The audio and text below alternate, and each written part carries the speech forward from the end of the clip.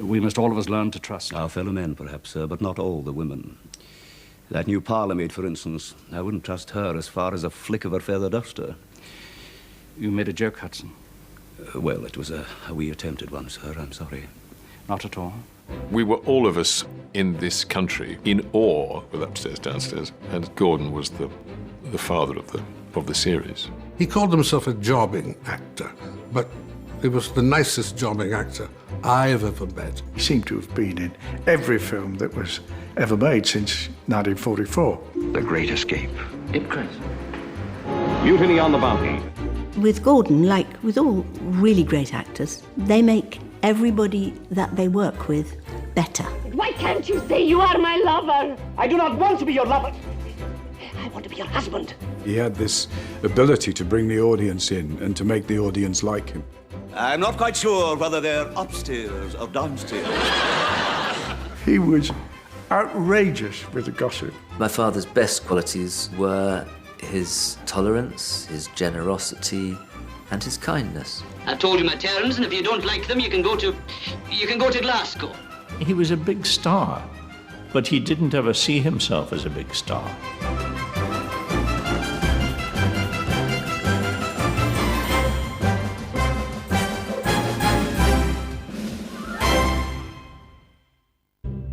Gordon Jackson was born in 1923 in Glasgow, the youngest of 6 children.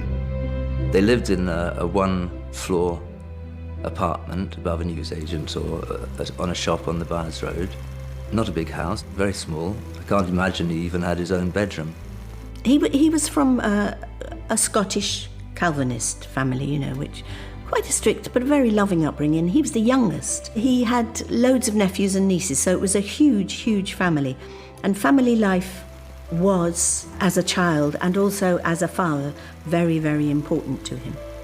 Young Gordon's talents were spotted whilst he was still at school. Dad was helped into the world of entertainment by the English teacher at the school, who knew someone at the BBC. He actually started as a pianist, and he was on a programme called Auntie Kathleen's Half Hour, I think it was, which is the Scottish equivalent of Children's Hour, a radio programme, and playing the piano. And then gradually they got him reading poems and things like that. Gordon Jackson left school at 15 and took an apprenticeship as a draftsman at the Rolls-Royce shipyards. But within a couple of years, thanks to the early exposure on radio, he was chosen by Ealing Film Studios to star in a wartime propaganda film. During the war in Glasgow, my mother had a cataclysmic shock. It wasn't the Blitz in Glasgow, that hadn't happened yet, but she'd read in the paper that a young Hillhead High School boy, that was my school, had got into movies. And I thought that's rather nice for him, but my mother, not pleased at all. She said, that should have been you. He's after us, all right. He's coming back again. Wait for it.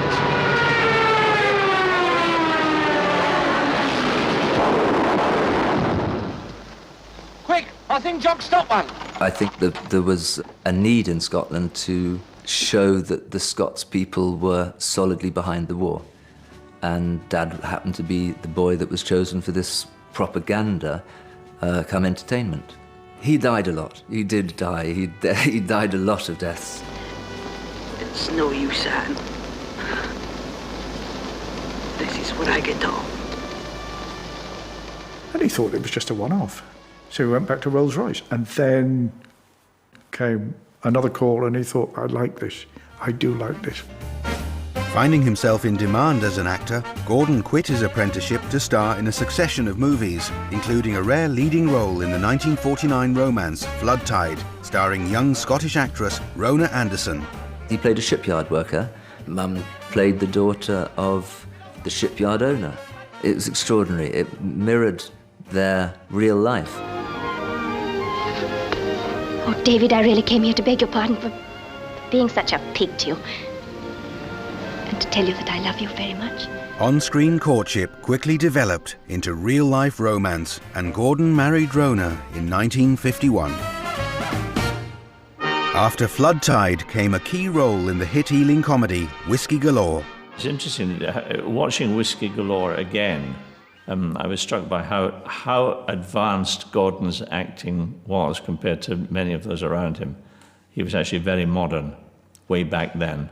It was very real. I asked Katrina to marry me. What did she say? She said yes. He didn't do acting. Lots of people were doing acting around about him, but he just talked. Although Gordon had become a film star in his early 20s, he had a thoroughly practical approach to his profession. I think his modesty was completely genuine. When he said he was a jobbing actor, he meant it. And it was the truth.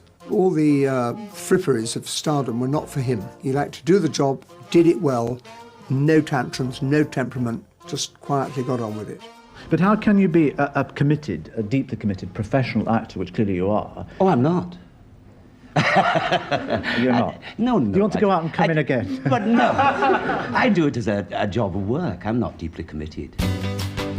Gordon's level-headed attitude to acting meant that throughout the 1950s he was rarely out of work, playing solid supporting roles in over 40 films in 10 years. He took almost every job that was offered because he thought that if he said no, then some power somewhere in the universe would say, oh, I guess we won't offer you any more. How many films have you made? I know it goes into an awful lot of them. Oh, I have no idea. I mean, it's well over 50, it's 70 or something. I believe so, I don't know. I mean, I pop in and out of a lot of films. I mean, I was in New York not long ago and there was a late-night movie on and I said to my wife, this is the worst film I've ever seen, and suddenly a door opened and I walked in. I didn't even know I was in it. Happily married for 8 years, in 1959 the Jacksons became parents to first child Graham, and Gordon's growing reputation as a top-class supporting actor opened the door to Hollywood. You're crazy. You ought to be locked up. You too. He would say, oh, I was in a film once, and you'd think, yeah, he was talking about Mutiny on the Bounty. He worked with so many huge people. You know, working with Marlon Brando, I mean, that's like working with God. I was on that for 13 months. I had 2 birthdays on that. I mainly enjoyed it watching Marlon Brando working. He can't remember lines, he says, and he has them stuck all over the place. So when you see Marlon Brando going, you know, he does that thing looking up like that. He's looking, what's my next line? And it's up there. But rubbing shoulders with Hollywood legends had its downside and meant that Gordon wasn't present for the birth of his second child, Roddy, in 1961. He missed the first 8 months of Roddy's life. In those days, you couldn't, you know, scoot back from Tahiti to see your wife give birth and then go back again. So he was so sad about this. Today, people take maternity leave and it's inconceivable that you wouldn't see your child for 9 months. But when we were young, we didn't really know that our dad was an actor. If he was in a film, he was away for a bit, and that was it. Back in Britain, Gordon put family first, only taking work close to home, including starring in the classic 1965 thriller, The Ipcress File. Harry. Ipcress? Have you got your car outside? Yes. I'm going to see Radcliffe. I want to try a wee experiment. Now in his late 40s, Gordon was keen to prove himself on stage and was proud to take the role of Horatio in Tony Richardson's 1969 production of Hamlet at the Roundhouse Theatre in London. Horatio. All right, do forget myself. I say, my lord, and your poor servant. Hamlet was played by the temperamental Nicole Williamson, who on one occasion panicked Gordon by halting the performance and starting to take off his costume. Yes, Nicole Williamson had this kind of, I don't know what it was, slight nervous breakdown on stage. When Nicholson stopped and said, oh, this is terrible, no, ask for your money back, I'm not going on with it. He started to take his costume off. And Gordon thought he'd better start ad-libbing. When he said, oh, my liege, you've dropped your cloak. Let me retrieve it for you. Oh, prithee, my lord, don't get yourself in such a state. After Hamlet, Gordon cemented his reputation by starring in The Prime of Miss Jean Brodie opposite Maggie Smith, who won an Oscar for her performance. Oh, I don't understand, Eugene. You will not marry me, and yet you feed me and share my bed. Share your bed? Why can't you say you are my lover? I do not want to be your lover. I want to be your husband. He'd made his name in films, But it was the role of an Edwardian butler in a phenomenally successful television drama that was about to turn Gordon Jackson into one of the country's most... By the early 1970s, Gordon Jackson and his family had adopted Hampstead in North London as their home, with Gordon rarely returning to his native Scotland. A veteran of over 60 films, Gordon still wasn't a household name, but taking the central role in a new television costume drama was about to introduce him to a much wider audience.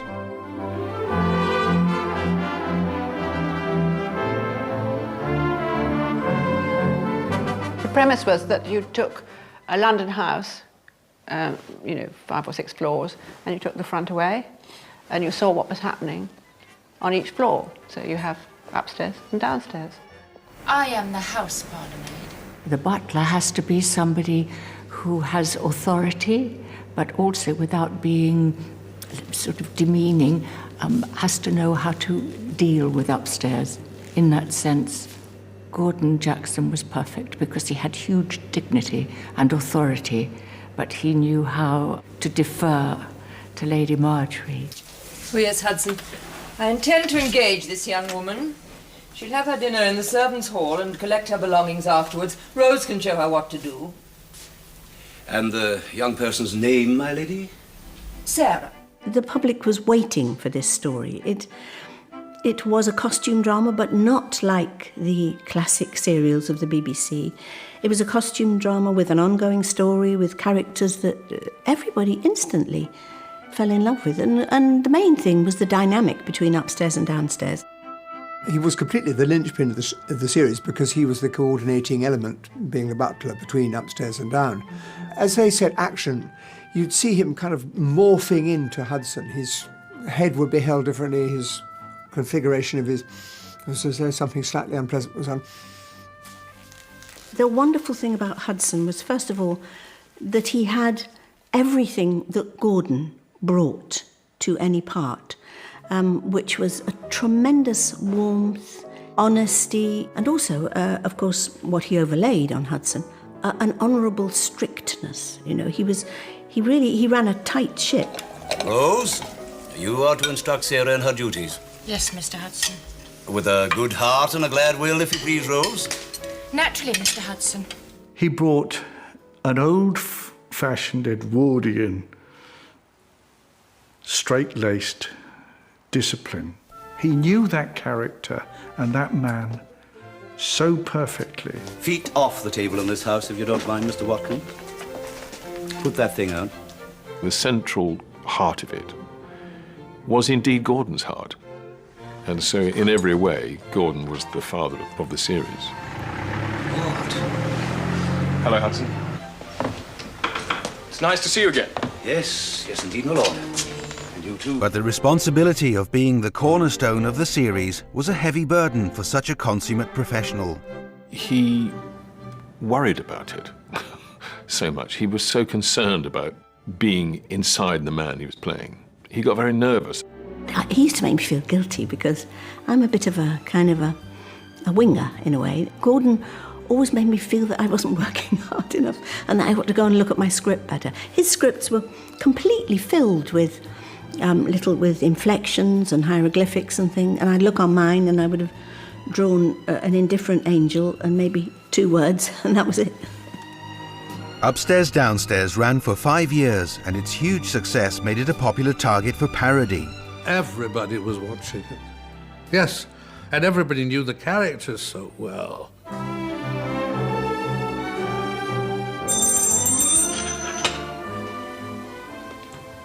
You rang, milady. At last, Hudson!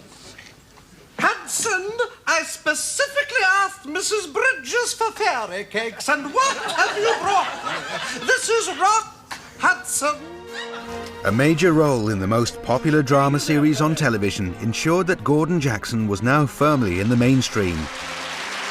Could you please tell me where King Charles II of England and Peterborough is holding his licentious revels? I'm not quite sure whether they're upstairs or downstairs. The ITV personality for 1975 is that gentleman's gentleman, Gordon Jackson. Thank you, ladies and gentlemen, for this beautiful award for my performance in the Morecambe and Wise Christmas show. And in 1979, Gordon received royal recognition when he was awarded the OBE for services to entertainment. Isn't it beautiful? Very thrilled. We all loved dealing with the whole circus of in the success of Upstairs, Downstairs. A lot of us did, but I don't think Gordon truly did. He knew it went with the job and he had to do it, and he was very gracious about it. But he would always be looking to see if he could go now. Away from the cameras, Gordon shunned publicity, preferring to live a quiet life, only socialising with a small and protective group of friends and fellow actors. We moved to Hampstead as well. The Contys, the Jacksons and the Aldertons, and we've been here a long time together. It was always a very warm house. You know, the atmosphere in it was pleasant, happy, and you always looked forward to going to the Jacksons. He hardly ever went out. He liked the entertainment to be at home. A lot to do with music and talking. Kenneth Williams, you know, was a huge friend of his, and you'd think light years apart. And they had a real friendship and appreciation of each other. His sense of humour could be quite villainous and quite sharp, and I can't tell you any of the stories that he told us because we'd be put off the air, but it was surprising. He was outrageous with the gossip. He liked nothing better than getting a different group of people together, getting round a piano, singing songs. There was one song that Kenneth Williams did. They made it up the night before the show, and Gordon simply couldn't believe Kenneth was confident enough to make something up one night and then go on television live the next day. Gordon Jackson, great, I always say great, one of the great musicologists, suggested this charming musical setting. En est soi qui mal y pense, faites-vous jeu, reconnaissance, Amir Smith, palais des danses, badinage, ma crêpe Suzette. It was a joy having Kenneth come over. I mean, he adored children, and bedtime stories from Kenneth were fantastic. We had the time of our lives.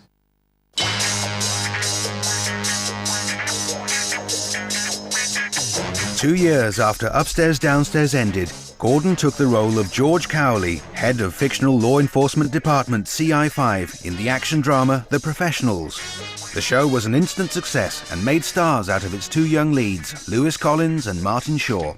Well, he was our boss. You know, he was the tough man who was directing this special CI5 unit. And he used to laugh at himself because he never considered himself tough in any way at all. And he used to say, I don't know why I'm playing this part. I think he had doubts early on about whether he was right for the part. He expressed it to one or two actor friends. Body! Dial! But it was an opportunity to bury Hudson, because otherwise I think it had been typecast. Something that might interest us. Then it must be death or disaster. Certainly death. And as it's tied into an arms robbery, it could be disaster. We used to love shooting the guns, you know, that would be great for us, and to put on these silly, tough faces. And Gordon would get hold of the gun. If ever he had to shoot it, he'd go like this. We're sitting there, Gordon, you mustn't shut your eyes. He says, oh, God, did I do that again? He was just lovely. He's just the sweetest man. And whatever material he was working with, Gordon remained as meticulous an actor as ever. Every line was highlighted in the script, even to the extent that I once saw him learn a misprint. It was something like, and you, Doyle, will be standing by at the corner here, and Buddy will intercept in his can. And the director said, cut. Gordon, what's a can?